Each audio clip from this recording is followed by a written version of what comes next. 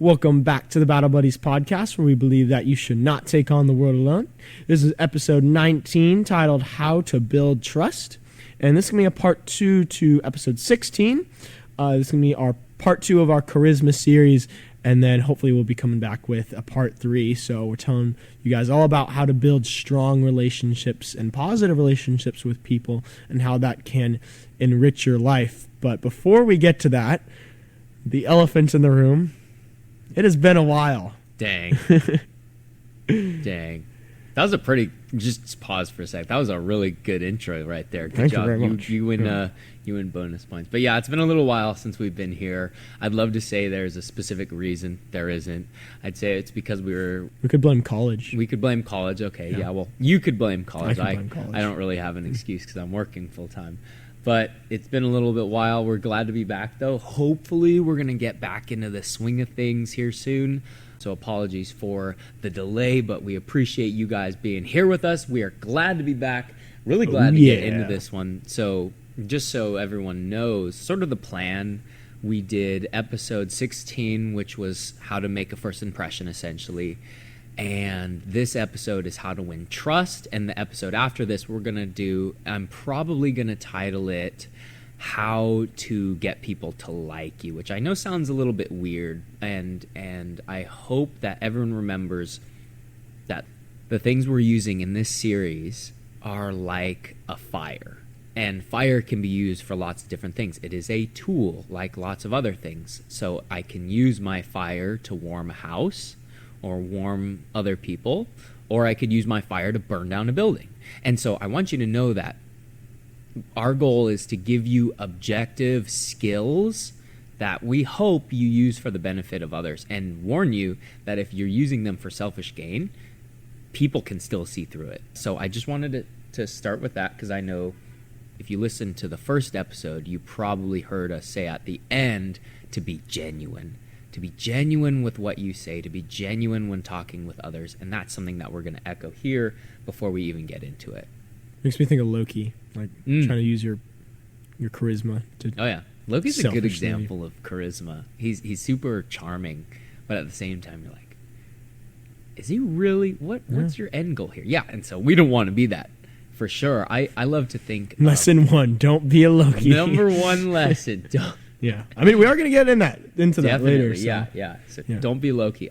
So to start off, we're sort of the plan is we're going to go over a couple of points, some main points when trying to build trust with people, because just to borrow the age-old saying, trust is hard to gain and easy to lose. Trust is hard to gain, as in it's really hard to get most people to trust you. And even the smallest things can break that trust instantly. So what I want to do is we're going to talk a little bit about how you can build trust, but then also I want to talk about how you can break trust so that we know how to avoid those things. Okay, so the first point we want to talk about here is all about being a trustworthy person and the importance of clinging to honesty and remaining true to your values. Yes. So this can be pretty wrapped up into one word, and I believe that'd be transparency, or even being genuine. Besides the fact that it's just very admirable when people know that you have consistency, there's no need for doubt of your character or anything like that, which makes you easier to trust. So we wanted to start off with making it clear that prioritizing being a trustworthy person with consistent values is important. I like to think of all the things in life that we think of as untrustworthy, because if I can figure out what everyone is doing incorrectly, I can probably figure out how to avoid that. So things like how many people don't trust some of the news outlets, how many people really trust people who gossip all the time, or things like that. Or even one of my favorite examples of the, I guess, modern era is clickbait. If you go on YouTube, you're going to find a video that says, I can't believe that my arm fell off when I did this stunt. And you go, what? I want to see what this is. Click.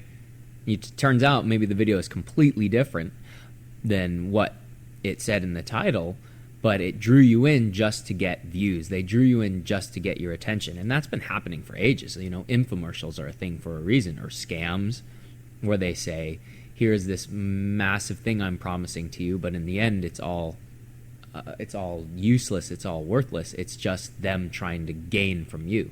Yeah, exactly. And I'd say that's going back to what we talked about earlier about not being a Loki or not using these charismatic techniques for personal gain. When we're not trustworthy, it can lead to using charisma for personal gain, because when a YouTuber uses clickbait, that's them trying to draw in more views, which benefits them. Or when the news alters their story, that's them trying to generate more views, which benefits them. And so, as you said before, charisma is a fire. It can be used for great things, and it can be used for terrible things as well. Yes, absolutely. And then another thing is, I want people to know, off of that idea, that if they give me their trust, I'm not going to use it for my own gain. As in, I want people to be certain that if they put their trust in me, that I have their best interests at heart. This will probably come up a lot, the idea of having their best interests at heart. And this is a predominantly leadership-focused podcast, so it's important to note that one of the biggest ways that a leader succeeds is when those under them know, hey, I have your best interest at heart. You might not necessarily know what I am trying to get. You might not necessarily want to do what I'm telling you to do, but you know that regardless of what it is, how it happens, it's done because I have your best interest at heart. Something I actually learned recently is, in the world of public speaking, that you said right there, having your audience's best interest at heart is one of the core ethics of public speaking. In speech classes in college or whatever, like, that's one of the things that they teach you is have your audience's best interest at heart. And when I learned this, it changed my perspective, because the way I always thought about public speaking is, oh, this is my message I'm delivering. Or it's like, I'm trying to persuade these people because I want them to be on my side. And it was more of thinking about my message or how I'm trying to persuade them. I never really thought about how the message I was giving would benefit my audience. When I realized that, it was like a facepalm. I was like, how did I never think of this before? Right? And to take it even further, if you're trying to persuade someone, you're going to be more persuasive anyway if you have their best interest in heart. Yes. Because, one, they trust you, and if they trust you, they know that you want what's best for them, and so they know that what you're trying to persuade them of isn't trying to hurt them, it's trying to help them. It's important to remember that people want to know, or at least think, that you care about them. And I say that because I know plenty of people who get their validation from a toxic person. As in, they have this person in their life, but they might feel special because this person mistreats them. They might feel special because this person, they only verbally abuse me. They don't do that to anyone else. And it's like, whoa, pump the brakes a little bit. Remember that you want someone with your best interest. But I think it's indicative perfectly of the idea that people just want to know that someone treats them specially. And so I guess this is a little bit off topic, but it's good to note that, and we'll talk about this a lot in the next episode, that giving people even the slightest bit of encouragement will not only help them to like you, but also help them to count on you and trust in you more, because they know that, hey, when I'm with this person, they're not going to bite back on me, and they're not going to call me names or anything of the like. Just so I can put this into perspective for our audience, so maybe they can see how it works a bit more practically in real life. For us as martial arts instructors, we follow a rule called influence versus authority. And so that basically means that as teachers, we want to influence our students to do things because they want to and not because they have to and we just told them to do it. And so when our students know that we have their best interest at heart, they're more willing to do the things that we want. So what do I want as a martial arts teacher? I want my students to listen to my directions, but ultimately I want them to listen to my directions so that they will improve and so that they will get better at their front kick or their jab cross or whatever. And so I give them specific instructions, or I have them do specific drills. But it really starts with the interactions I have with my students. And if I can have consistent positive interactions with my students, that's going to pay off in the class. We'll talk about that in a sec. Yeah, that's actually something I learned from you, because I remember we were working with some students who were a bit more shy and a bit quieter, two sisters who were on the shyer side, and I was asking, like, how do you build rapport with them? Like, how are you able to make progress in this sort of relationship when they're so standoffish? And what you told me was to make it so they can count on every time you see them, they know they're going to have a positive interaction with you. And the thing that helped me the most was knowing that it didn't have to be some big, like, oh, your front kick was so amazing, now I'm going to make a big deal about it. And which probably would have been harmful for them, actually, because they're so shy. So if I was too over the top, it probably would not have been helpful. But even something as small as like, hey, how was your day today? They know that every time they come to class, they're going to get a hello and a how are you from Mr. Adam. Yes. Right? And just building that with even those small things is going to help build that trust, because now they know that I value them and I value how they're doing. And that value is going to stay consistent. Yeah. And we'll break into that in a little bit. I'm jumping ahead. I'm just kidding. One thing I was going to say off of what you said about the influence versus authority, I think, once again, as a leader, you have to remember that sometimes when it's convenient and when it is at all within your power, use influence over authority, right? Mm-hmm. Whenever I can and whenever I'm able, I'm going to influence people rather than say, this is what you have to do because you have to do it because I said so. And command and control, aka authority, only works when you have spent time building up trust. Essentially, it only works if I've shown that if I follow you, you're not going to lead me into a proverbial ditch, right? You're not going to lead me astray, for lack of a better term. I need to trust that, once again, whatever I'm doing or whatever you're making me do is being done because this is going to make me better. I might not necessarily understand it. I don't necessarily trust what it is, but I trust you. Therefore, I'm going to do it. So the next part that we wanted to go into was the dangerous part. How to break trust, which is unfortunately very easy to do and therefore needs to be avoided at all costs. And it's important to understand how trust is broken so that we can avoid it. Because if we don't understand how trust is broken, then we might not know how to avoid it in the first place. So the main area we want to highlight with this is when I prioritize my own personal gain or my own accomplishments or what I'm trying to achieve over the people around me. If I prioritize what I want, what I'm trying to achieve, if I prioritize making Mr. Adam look good over the well-being of my students, then trust can be lost very quickly. Yeah, absolutely. I think that one of the worst things you can do as an instructor is bring a student up and get them, I suppose, do something with them that either they're uncomfortable with or something that can hurt them in a way to show off how cool you are or how powerful you are. And let me back up and say that with some people, they would be all for it. So I'll give you a quick example of this. So for some of my older, more rambunctious, a little bit goofy, I suppose, teenage guys, if I do some takedown thing to them where they get launched and they didn't know it was coming, they might laugh it off. If I did that same thing to a shy, underconfident, teenage girl, there's the end of the relationship for sure. And they're never going to trust me again.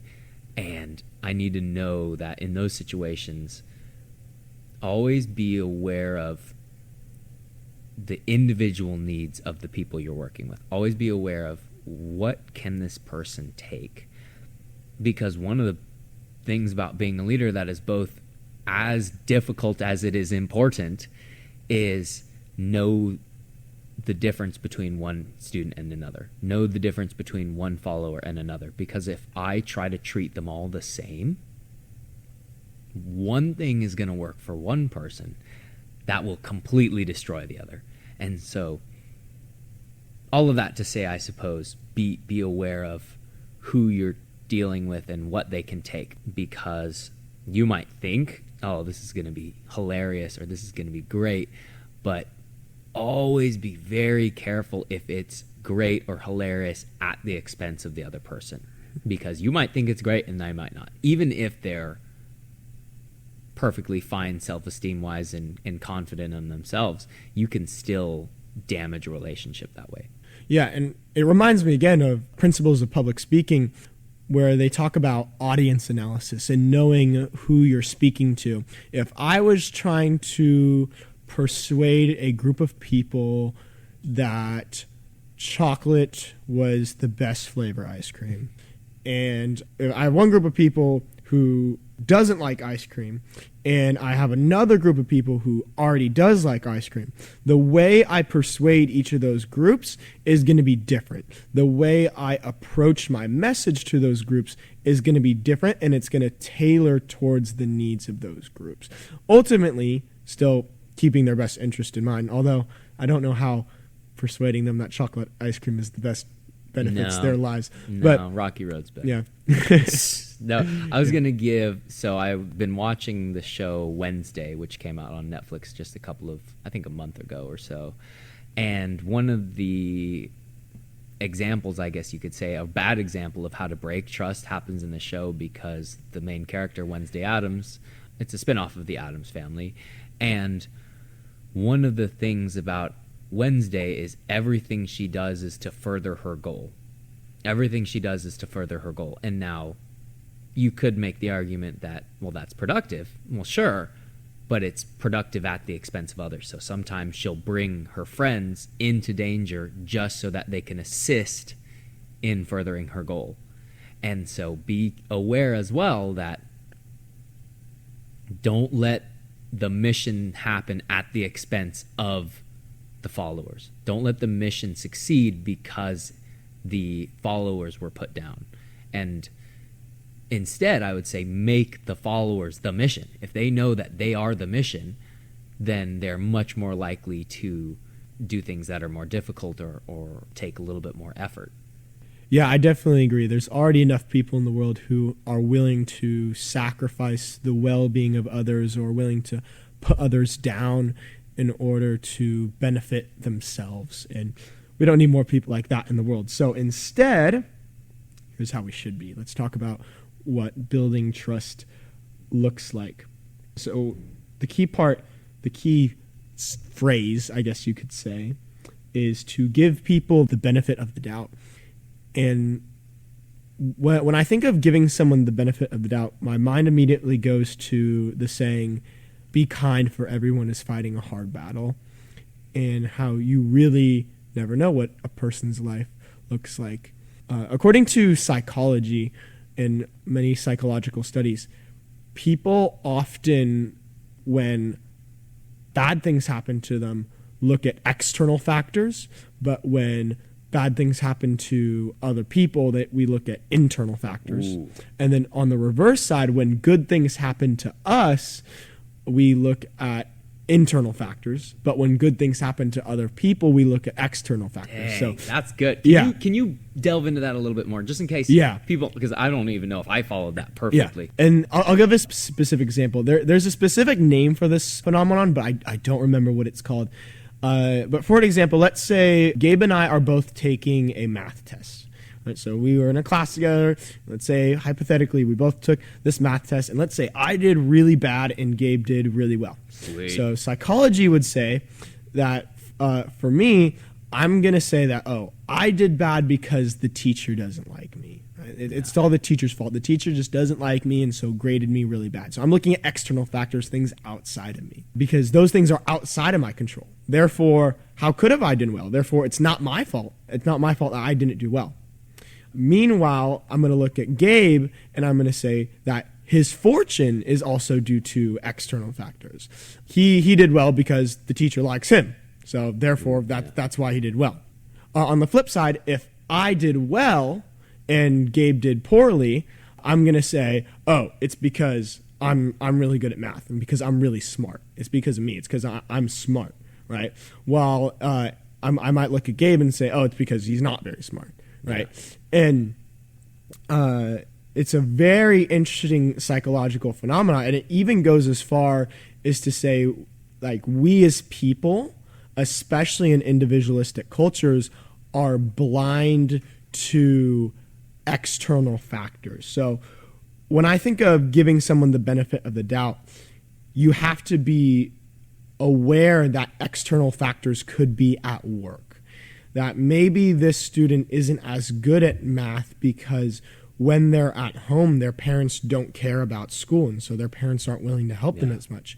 But if I, as a teacher, aren't willing to give them the benefit of the doubt, I might say, oh, that student's just not as smart as the others, right? And so I need to, one, be aware that I need to have empathy, but two, be aware of my own psychology and how, because of the culture I live in, I might be more prone to being blind to external factors that might be harming this person and therefore influencing their position.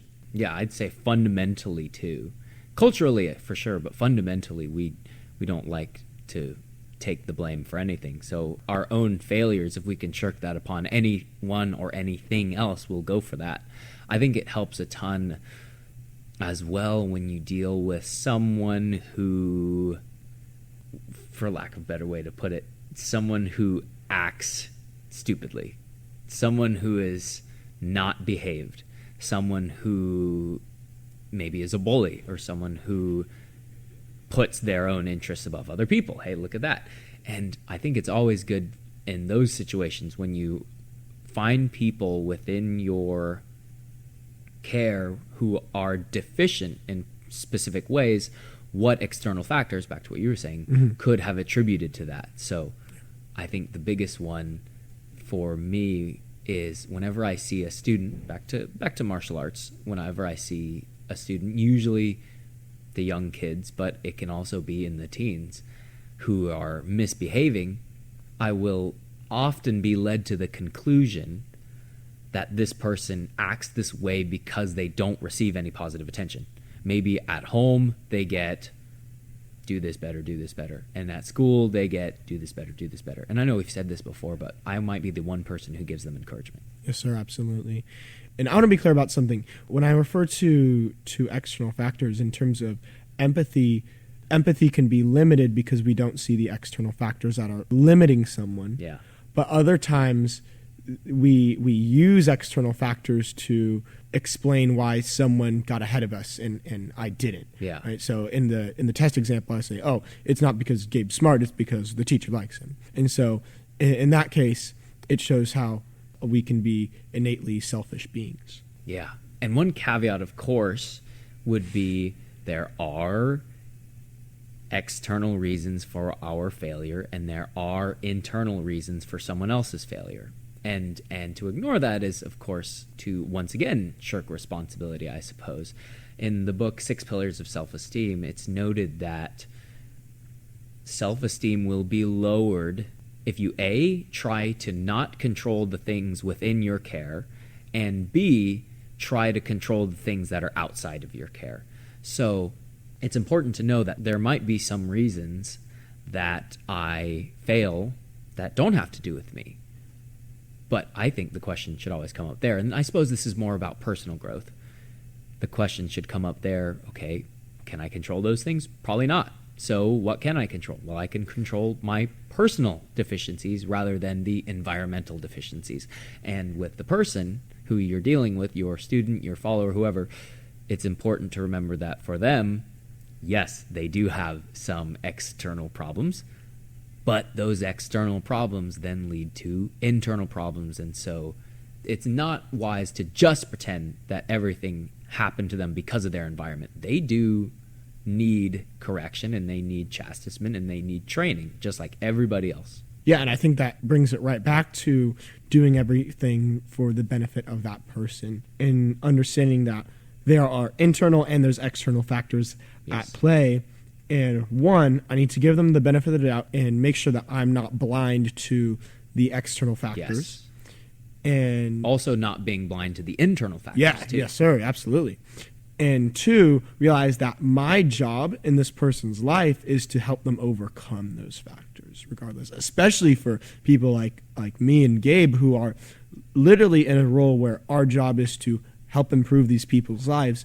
That is our job, is to help them overcome those factors that are limiting them, whether that be internal, whether that be external. Part of that job is giving the benefit of the doubt and having the empathy and not being so quick to judge, I guess I would say. I can fall, I don't want to say fall victim, because that makes me sound like I'm the person who's being hindered by it. I guess I'd say even I can fall prey to being quick to judge, because sometimes I'll be working with a student, and because I'm an imperfect person, when my patience is small, I can just be like, oh, this student is just this way because that's the way that they are, right? And I don't think about the fact, like Gabe said, that maybe that they get you need to do this better from everyone else in their life. And I need to be that one person who says, here's what you're doing well. I think it also comes down to the idea of, and I remember us talking with Nick Wilson about this, the idea of having a fixed mindset versus a growth mindset, right? The idea of having a fixed mindset is, I can only be this or this. And I think that, and this is especially, I'm gonna call them out. I think the generation under us can fall prey to a fixed mindset. And so let this be a warning to you out there, whoever you are. Always be aware of the idea of a fixed mindset, because you can read into things. Let me explain what I mean by that. I can read into why someone else is acting the way they can, and this is the one that's going to get a lot of people, I can read into why I am acting the way I am. And so what I need to remember is, I can start falling into the mantra of, I'm not doing this correctly, therefore, that's reading into it, therefore, I must be the worst at it. I can't do this properly, therefore, I must not be good at it at all. I must be in the wrong place. Or if someone gives me critique, they gave me critique because they hate me. Or maybe not that. Maybe they're giving me critique because I'm terrible at my job. I'm never going to be good. I don't belong here. I shouldn't be in this career. I should just get up and leave, or something like that. And so it's important to remember that, especially for those receiving criticism, receiving insight, receiving even harsh words, don't take that personally. Don't read into it. Assume that they have your best interest at heart. Give them the benefit of the doubt, and assume that they are not out to get you, because most likely they're not. They might be, in which case, ignore the motive and take the critique. Ignore the reason and take the feedback. So you don't need to take it personally, even if they are making it personal. Just take the feedback and go. Don't read into it if they're coming at you. Always give them the benefit of the doubt, whether you are the teacher or the student, the leader or the follower. Yeah, absolutely. And also, I just want to tell you guys about how great having a growth mindset is, and why it's so beneficial, especially for being a leader. So, number one, just for yourself, having a growth mindset makes you open to your own potential. Because when I think that I can only be this way, you're essentially you're putting yourself in a box. You're saying this is the only person that I can be. Yeah. I can only be the person who is good at math and bad at writing, or I can only be the person who's good at kicking and bad at punching, or whatever. And so you're only limiting yourself to a small area when you could be so much more, and not realizing that, hey, maybe you can be good at math and reading. You can have proficiency in both. Or maybe you can help with assisting classes and you can be good at leading classes. You can be strong in both. Not only can this happen with you, but it can also happen with the people around you. If you as a leader have a growth mindset for the people around you, then you can also help them realize their potential. I've had countless students that I've worked with that have just told me, I'm not good at this, or this is too hard, or because I'm this way, I can't do this, or I'm just bad at this. And it's my job as the instructor to almost come in and have that growth mindset for them and realize that you can be good at this if you work at it, and if you make this adjustment or you make this improvement, and showing them that they have more potential than they realize. Yeah. I think some people assume their own deficiencies make them incapable or unworthy, and I've dealt with this a couple of times, and I think also for all you leaders out there, be very delicate with situations like this, where this is something, maybe it's a mental disability, or maybe it's a minor physical issue or anything of the like, where people can say, I can't do that because of this. I can't do that because of this. And always take those very delicately, for sure. But at the same time, you can say respectfully, I think that this is something you can still achieve, and let's try to achieve it together. Maybe it's a different factor. Maybe it's an external factor that's not this issue. Maybe it's something else. Because what do you have to gain if you're right? Well, you still can't do it. What do you have to gain if you're wrong? Well, you learn a whole new skill that you didn't know you could do, and you get braver in the future because now you know you're stronger than you think. Yeah, and if I'm going to go on that type of journey with someone where I'm going to help them improve, or take them from a place where they feel like they can't do something and bring them to a place where they feel like they can, that trust is super important, so I need to make sure I have that trust. But also, going back into what you were saying about reading into things and assuming what they mean, clear communication is so important. Yes. Like making sure I'm on the same page with that person and saying, I think you can do this. Here's why I think you can do this. Here's what I think you can do so that you can be able to do this. And now tell me what you think about that. And maybe I'm wrong too. Yeah. Maybe I'm wrong and this is something that we can achieve. But I would be remiss if I didn't try with you. Yeah, absolutely. It's just, it needs to be avoided because of how easy it is to break trust. It needs to be avoided where communication gets icky, right? Where this person thinks I mean this and I really mean this, and then things fall apart and trust gets broken. So that's why I wanted to advise that you keep your communication clear. Yeah. One of my favorite quotes is, evil grows in the dark. As in, its best way of growth is when there isn't proper light, right? Like a mold almost. When it doesn't have ventilation, it continues to fester and grow. When you don't properly ventilate an issue, then people are left to come to their own conclusions, right?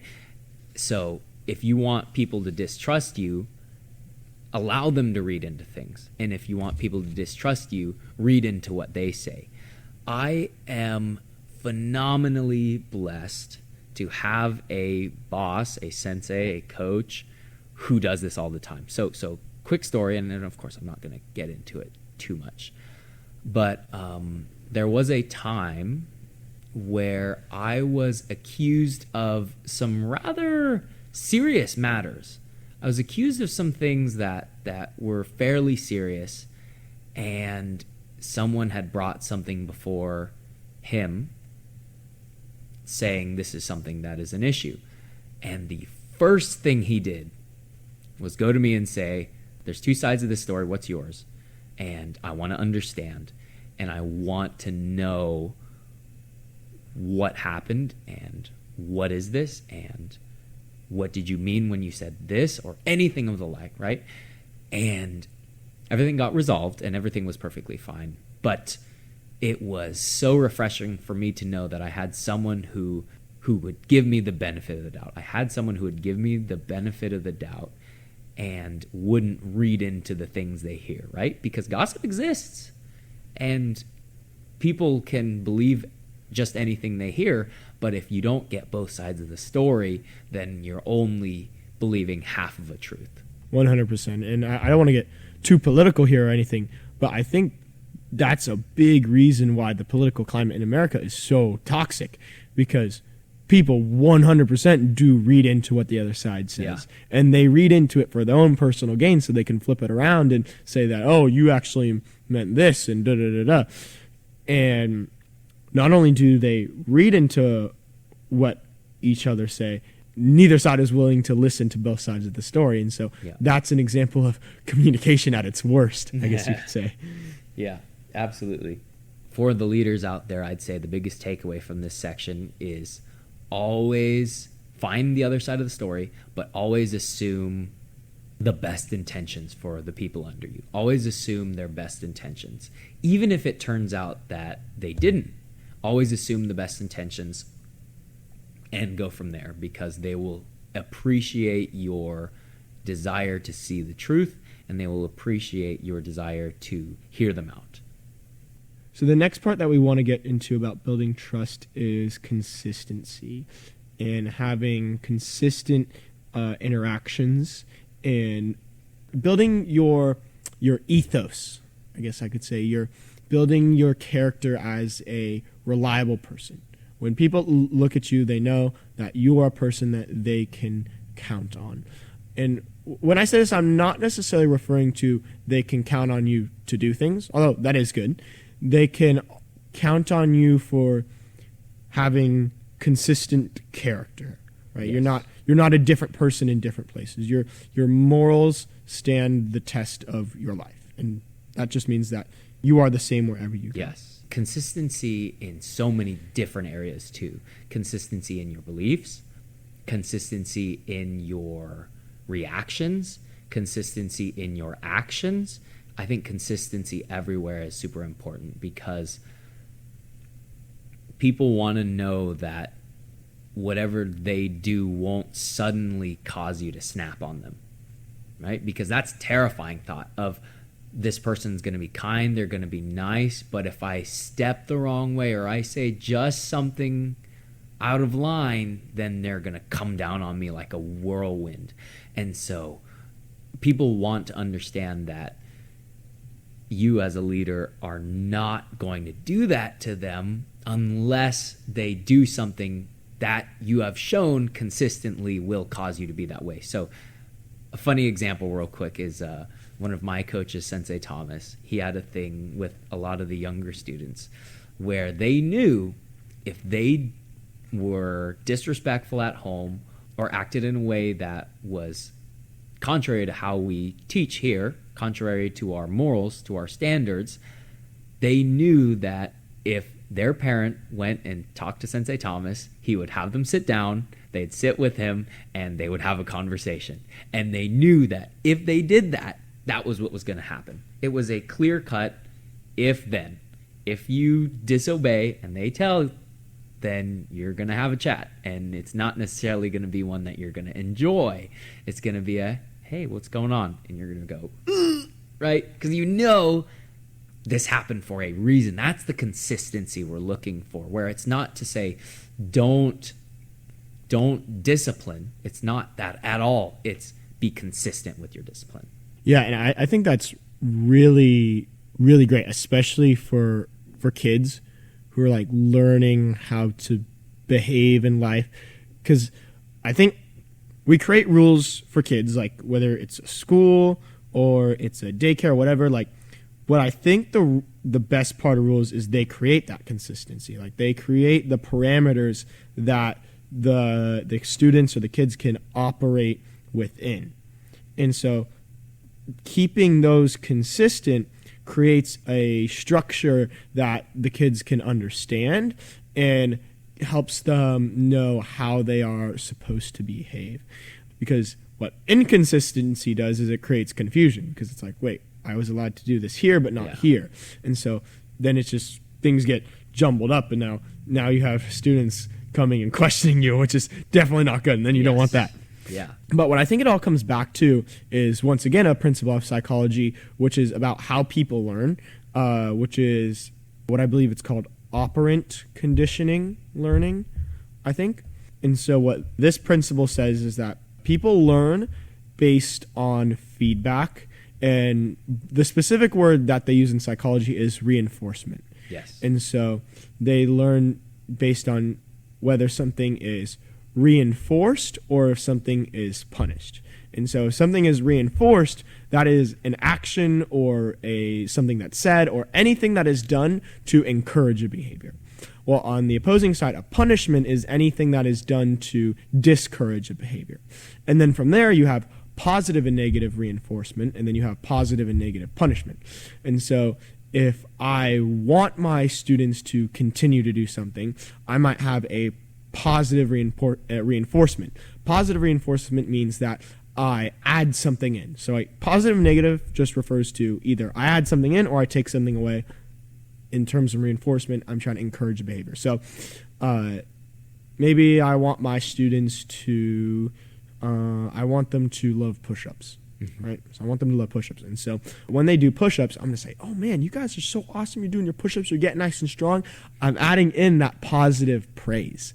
And because I'm adding that in, that would be an example of positive reinforcement. I'm encouraging that behavior. Or maybe I use negative reinforcement. I take something away. All right, because you guys did push-ups, you don't have to do the 50 squats. This is probably not something I would actually do, but it's something that can be used in other environments. I probably wouldn't use it in martial arts environment, but maybe in other areas. So that's negative reinforcement. Now on the other side, you have punishment, trying to discourage behavior, which also comes in the form of positive and negative. And so when I understand that people learn based on reinforcement, and they learn specifically based on patterns, right? Is this behavior reinforced or is it punished? And if this behavior is reinforced, then I'm going to continue to do it. And if this behavior is consistently punished, then I'm going to stop doing it. However, if sometimes it's reinforced and then sometimes it's punished, then things get confusing. Oh, yeah. It's good to remember that goes both ways, too, where I need to make sure that I'm consistent with what I allow as well as what I correct.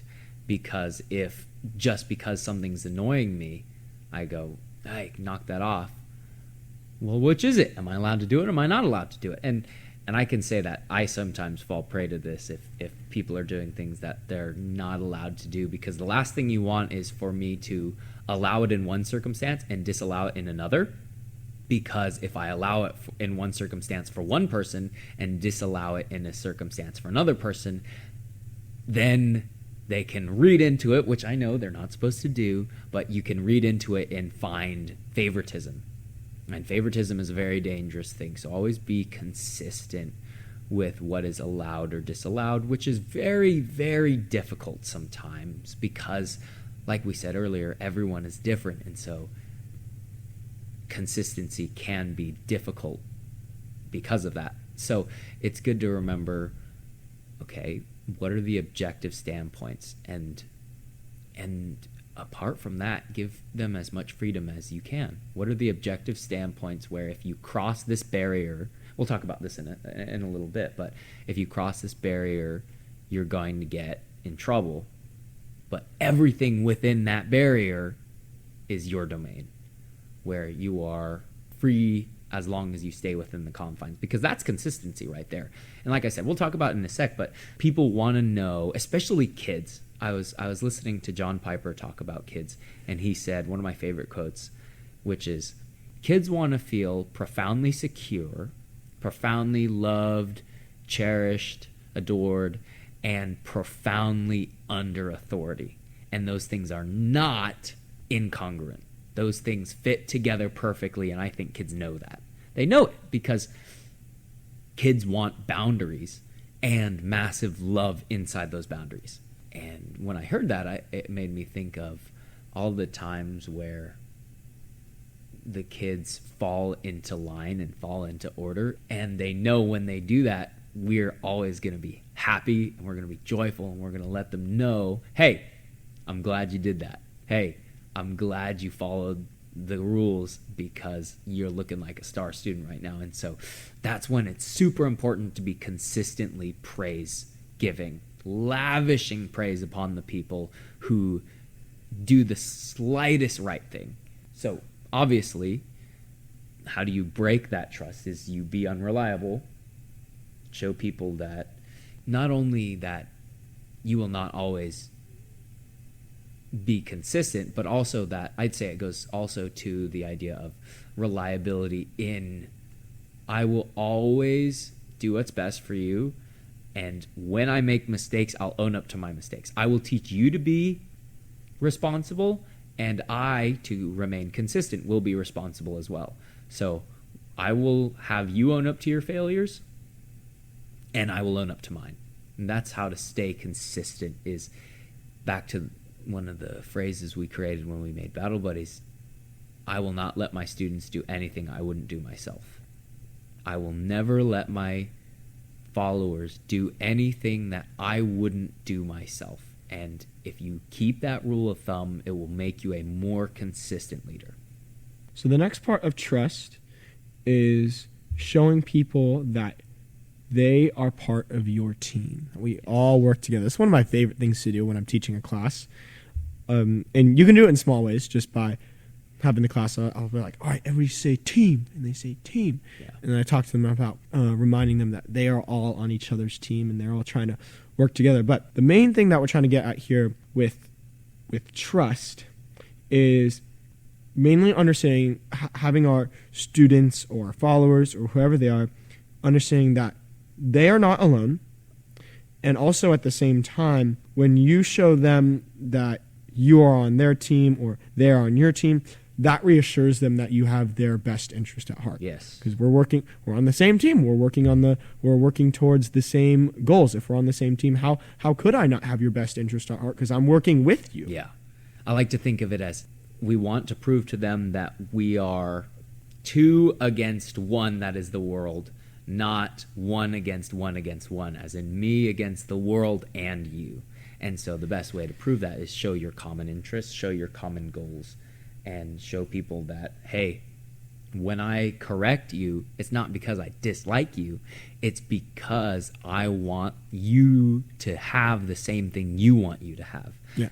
Just as a side note, this last point, getting people to be a part of the team, is probably the one point that is exclusive from general interpersonal use to some extent, as in being trustworthy can be done everywhere, including being a leader or just a person talking to a peer.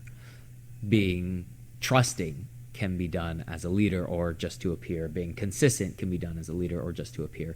This one is more so focused, and I'll explain how it is in a little bit, but more so focused on leaders creating the perfect team. And that's one of the things that I was talking with some of the instructors about the other day.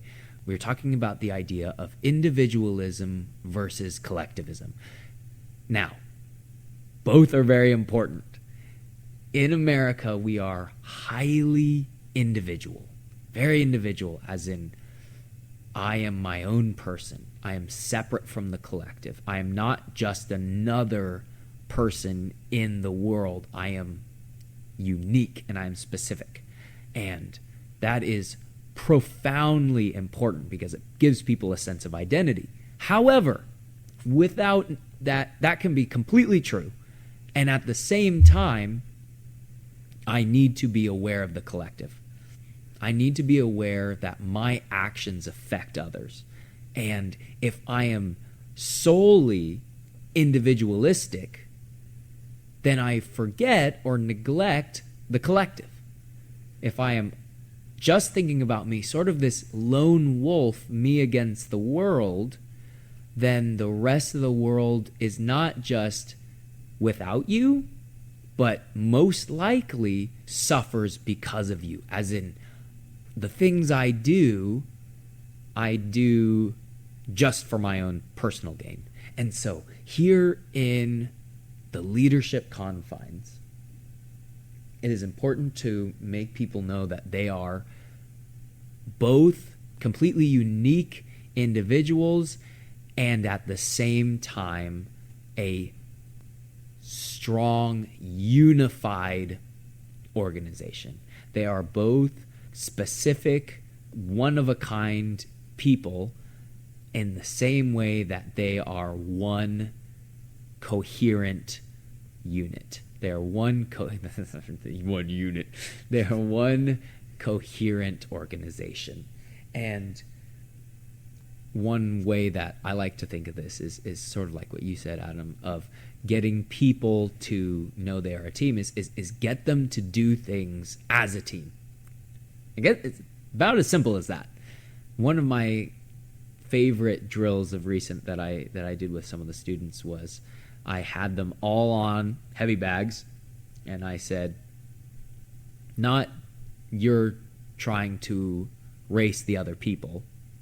Instead, our goal, our collective goal, is to make as much noise as possible on these bags. You have to hit them so quickly, so hard, that the room sounds like thunder. And the moment you finish, person behind you, you got to get there as quickly as possible to keep up your end of the thunder. And so it essentially works as sort of like a row team where everyone moves together. I am not myself, but I am the team that is with me. I am not my own person, but I am all these people together. And that feeling gives people a sense of belonging, which is just as important as the need for individualism is the feeling of belonging. We are a team here. And so if you want people to be loyal to you, to trust you, always be sure that they know they are both profoundly free and able, as well as profoundly under your leadership. Profoundly under your leadership and under your authority, like we talked about earlier. And that when we move together. We are many beautiful, amazing, perfectly made gears in a wonderful, beautiful, amazingly made machine. There's this podcaster, author guy named Jefferson Bethke who I like to listen to and read his books a lot. And one way that he kind of puts this concept, he was talking about parenting. And he was talking about how he sort of uses this concept with his kids, and he calls it 10-80-10 parenting. And so essentially you do 10%, the kids do 80%, and then you do 10%. And so how it works is your 10% is showing the kids the vision, all right? Here's where we're going. Here's what I want this to look like, right? So, for example, you want them to wash the dishes, okay? Here's what I want. I want you to, put the soap on the dishes. I want you to scrub it down. I want you to rinse it, and then I want you to put it on the drying rack over here, okay? And that's the vision, all right? That's your 10%. You're giving them the vision. Here's what that looks like, all right? Then the 80% is them doing it, right? They got to put in the work. And then the last 10% is you coming back and giving them feedback and saying, okay, now where did you maybe go wrong? Maybe what do we need to change for next time? Oh, you put this dish over here. I actually wanted it over here. Oh, you cleaned this dish this way. You actually should have used that sponge instead, or whatever, little things like that. And so the children are still under the authority of the parent and still under the guidance of the parent, but it allows the child freedom to make mistakes and learn and grow and things like that. Yeah. And by the way, just as another side note on this last point, this point I think encapsulates all the other points where I need to be sure that everyone knows that I love and I care for them as an individual, and I put them as a collective for their own care and for their own belonging. Also, it shows them that level of consistency, which is, I'm going to have you follow in the team, and when you're out of step with a team, I'm going to give you that punishment, that feedback of of, hey, make sure you're staying with us, make sure you're staying with the team, make sure that you are benefiting the team, and everything my leader does, I should know is ultimately for my benefit, and that they know that, yes, I'm under their authority, but I am safe under their authority. The best leaders make people feel safe. The best leaders make their followers feel like whatever happens, I know I will follow you and you'll lead me exactly where is the best place I can go, right? In Psalm 23, it says, he leads me through green pastures, as in the shepherd leads his sheep not to the okay grass because it's closer, but to the best grass that I can find. And so us as leaders need to show those people under us that, yes, I will always bring you to the best possible place. That's my goal. I'm not going to try to harshly punish you if you step out of line, but I will let you know when you break the structure, and I will always do that because I have your best interests at heart. Yeah, and I think what I would add on there is I will bring you, going back to the shepherd and the sheep example, I will bring you to the best grass possible despite the hardship that may arise getting there, right? Like, I want my sheep to trust me so much that even though getting to that best grass might be hard and there might be some adversity, but trust me because this is the best grass, right? And I have your best interest in mind. I don't want you eating the moldy grass things in, you know. Can grass mold? Yeah, I don't know. Now I'm curious. Yeah. Sorry. But regardless, I don't want you eating the moldy grass if grass can mold. I'm going to bring you over here to the best grass that I know it's best for you, even though it's harder to get over here. Even though it is a more difficult journey, I'm making you go there, and I hope that you trust me to get you somewhere where you will benefit in the long run, even if you can't see it in the immediate. Yeah. Don't want our followers eating no moldy grass. No moldy grass for our followers. Yeah. Anyways.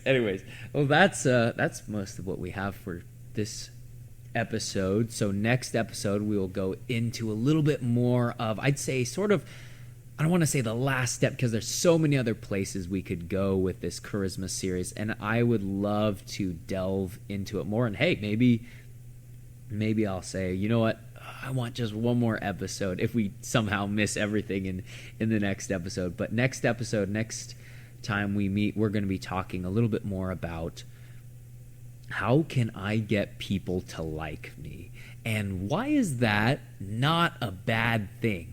Why is that not a bad thing to want people to like me?